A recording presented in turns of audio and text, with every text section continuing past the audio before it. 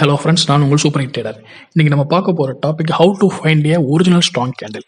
ஏன்னா இங்கே strong candle பற்றி ஒரு பெரிய மித்து இருக்குது. என்னென்னா, ஒரு புல்லி ஸ்ட்ராங் கேண்டில் வந்தாலோ ஃபார்ம் ஆனாலோ, இல்லைனா ஒரு பேரிஷ் ஸ்ட்ராங் கேண்டில் ஃபார்ம் ஆனாலோ, அதுக்கு அடுத்த கேண்டில் அதே கேண்டில் தான் வரும். அதாவது புல்லிஷ் வந்தால் அடுத்த கேண்டில் புல்லிஷ் தான் வரும், பேரிஷ் வந்தால் அடுத்த பேரிஷ் தான் வருங்கிற ஒரு பெரிய மித்து இருக்குது. ஆனால் அப்படி கிடையாது. அது எந்த இடத்துல ஃபார்ம் ஆகுதுங்கிற பொறுத்து தான் அடுத்த கேண்டில் என்ன வருங்கிறது ஊர்ஜிதமாகும் அப்படிங்கிறது என்னோட கருத்து. ஓகேங்களா?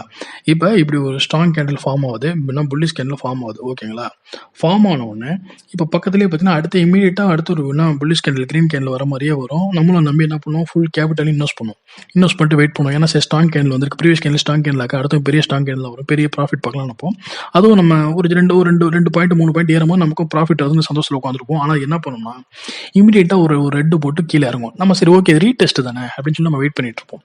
ரீடெஸ்ட் வரும், ஒரு மேலே போவோம், கீழே வந்துட்டு மேலே போவோம், இன்னும் ஒரு செகண்டில் மேலே போயிடும், 2 செகண்டில் மேலே போய் வெயிட் பண்ணுவோம். அது ஃபுல்லாக ஒரு கேண்டில் போட்டு நம்ம மொத்த கேபிட்டலோ இல்லை நம்ம பெரிய காலி பண்ணிட்டு உட்காந்துருக்கும்.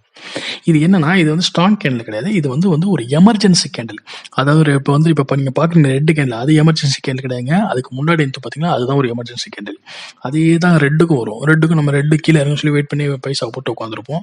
அது 2-3 செகண்ட் கீழே போகிற மாதிரி போகும். நம்மளை நம்பி 2-3 பாயிண்ட் நமக்கும் வந்து ப்ராஃபிட் வந்துட்டு இருக்கும். சரி ப்ராஃபிட் இன்னும் பெருசாக வரும்னு சொல்லி வெயிட் பண்ணிட்டு இருப்போம். சில பேர் புத்திசாலித்தனமா சின்ன ப்ராஃபிட்டை போட்டு வெளில போடுவாங்க. ஆனால் நம்ம மேக்ஸிமம் உட்கார மாட்டோம்ல, வெயிட் பண்ணிட்டு இருப்போம். பார்த்தா மறுபடியும் ஒரு க்ரீன் போட்டு மேலே போவோம். சரி ரீடெஸ்ட் பண்ணணும்னு சொல்லி அதே நம்பிக்கையோட உட்காந்துருப்போம். அது பார்த்தீங்கன்னா சர்ன்னு ஒரு பெரிய லென்த்தி க்ரீன் கேண்டில் போட்டு நம்ம கேபிட்டலை கிட்டத்தட்ட ஆல்மோஸ்ட் வாஷ் அவுட் பண்ணிட்டு போயிடும். இதுக்கு பேர் தான் எமர்ஜென்சி கேண்டில். ஸோ அப்போ நம்ம ஸ்ட்ராங் கேண்டில் எமர்ஜென்சி கேண்டில் எப்படி கண்டுபிடிக்கிறது அப்படின்னா, இப்படி ஒரு ஸ்ட்ராங் கேண்டில் ஃபார்ம் ஆகுதுன்னா ஃபர்ஸ்ட் ஆஃப் ஆல் வந்து ஒரு ஃபிப்னாசி பண்ணிக்கணும். ஃபிப்னாசிங்கிறது வந்து அந்த கேண்டில் மட்டும் போடாது, மொத்தம் இன்னைய டேவோட இன்னைய டேக்கு ஃபிப்னாசி போட்டுருணும். ஃபிப்னாசி வந்து டீட்டெயில் வேணும்னு சொல்லுங்க, நான் ஃபிப்னாசி வந்து ஒரு தனி வீடியோ போகிறேன். இப்போ நீங்கள் இன்னைய டேக்கு ஒரு ஃபிப்னாசி போட்டுக்கணும். இல்லை இன்னையோட கேண்டில் வந்து நேத்தியோட டேக்குள்ளேயே வருதுன்னா நேத்தியோட இதுக்கு ஒரு ஃபிப்னாசி போட்டணும். இப்போ பார்த்தீங்கன்னா 0.5க்கும் 0.6க்கும் நடுவில் தான் அந்த ஃபிப்னாசி இருக்குது. ஓகேங்களா? அதுக்கு கீழே தான் வந்து இந்த கேண்டில் இருக்கு. 0.5 0.6ங்கிறது வந்து கோல்டன் ரேஷியோ. ஒவ்வொருத்தர் 786 கோல்டன் ரேஷியோவாங்க, ஒவ்வொரு கோல்டன் ரேஷியோ. ஆனால் 0.618 0.5 தான் பயங்கரமாக ஆக்ட் ஆகும். ஓகேங்களா? இப்போ இந்த கேண்டில் கீழே தான் வந்து இந்த க்ரீன் இருக்கு. இப்போ இந்த க்ரீன் கேண்டிலை கிராஸ் பண்ணி இந்த மாதிரி கேண்டில் போட, இப்போ இந்த மாதிரி கேண்டில் ஒன்று கிராஸ் ஆச்சுன்னா ஒரு சின்ன ஒரு கீ நம்ம கொடுக்குது, மேலே போகிறோங்கிற ஒரு கீ கொடுக்குது. இருந்தாலும் நம்ம என்ட்ரி கொடுத்துருக்கூடாது. ஏன்னா அந்த கேண்டில் எது மேலே இருக்கு பாருங்க, 0.5 0.618 மேலே தான் இருக்கு. அப்போ வெயிட் பண்ணி அந்த கேண்டிலோட ஹையை நம்ம மார்க் பண்ணிக்கணும்.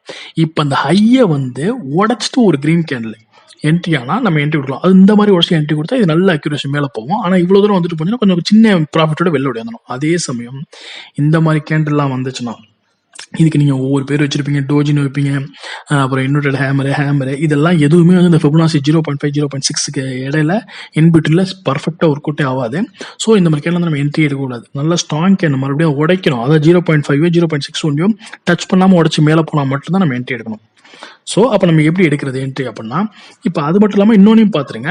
என்னன்னா நேத்தியோட அதாவது என்ன சொல்லுவாங்க, எஸ்டர்டே லோ உடச்சிட்டு மறுபடியும் மேலே போகுது ஒரு க்ரீன் கேண்டில், இல்லைன்னா நேத்தி ப்ரீவியஸ் டேயோட இன்னையோட ஹை லோ உடச்சிட்டு மேலே போகுதுனாலும் நீங்கள் இமீடியட்டாக என்ட்ரி எடுத்துக்கூடாது. ஏன்னா எப்பொழுதுமே நல்லா கேட்டீங்க, ஸ்ட்ராங் சப்போர்ட் அண்ட் ரெசிஸ்டன்ஸை உடைக்காம ஒரு கேண்டில் என்ட்ரி எடுத்துறாங்க.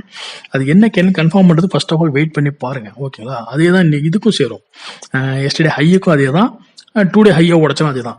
சேம் அந்த சப்போர்ட் அண்ட் ரெசிஸ்டன்ஸ் எப்பொழுதுமே பயங்கரமாக ஹெவியாக ஆக்ட் ஆகும். ஓகேங்களா? அது எமர்ஜென்சி கேண்டில் வரனா கூட சப்போர்ட் அண்ட் ரெசிஸ்டன்ஸ் வந்து எப்பொழுதுமே ஹெவியாக ஆக்ட் ஆகும். அப்போ எப்போ தான் என்ட்ரி எடுக்க ஸ்ட்ராங் கேண்டில் இப்போ என்னதான் அப்படின்னா, இது மாதிரி ஒரு ஸ்ட்ராங் கேண்டில் வருதுன்னா அது சப்போர்ட் அண்ட் ரெசிஸ்டன்ஸை தாண்டி இருக்கணும். ஃபிபனாசி 0.5 0.6 தாண்டி இந்த மாதிரி ஒரு ஸ்ட்ராங் கேண்டில் வந்ததுன்னா மேக்ஸிமம் நான் என்ட்ரி எடுத்துருவேன். நீங்கள் எடுக்காத நீங்கள் நல்லா உங்களோட மென்டரை கேட்டு செய்யுங்க. இது ஜஸ்ட் எஜுகேஷன் பர்பஸ்க்காக வீடியோ மட்டும் தான். நான் இந்த மாதிரி மேலே ஒரு கூட மார்க் பண்ணிக்குவேன். மார்க் பண்ணிக்கிட்டு இந்த பாருங்க இமீடியட்டாக இந்த அளவுக்கு மட்டும் தான் உடனே என்ட்ரி எடுத்துருவேன். ஏன்னா இது நல்ல ப்ராஃபிட் கொடுக்கும். இல்லை இன்னும் கொஞ்சம் கீழே வந்து ரீடெஸ்ட் பண்ணிட்டு போகுதுன்னா கொஞ்சம் வெயிட் பண்ணி பார்ப்பேன். அதை கிராஸ் பண்ணும்போது என்ட்ரி எடுத்து சின்ன இல்லைன்னா ப்ராஃபிட்டோட நான் வெளில ஓடியாந்துருவேன். ஏன்னா இவ்வளோ தூரம் வந்துட்டு போனால் டப்புனு கீழே வரதுக்கும் வாய்ப்பு இருக்குது. தேங்க்யூ ஃப்ரெண்ட்ஸ், பாய். நீ எதை தேடிக்கொண்டிருக்கிறாயோ அது உன்னை தேடிக்கொண்டிருக்கிறது. எதை ஆழமாக நினைக்கிறோமோ அது நம் காலடிக்கு வரும்.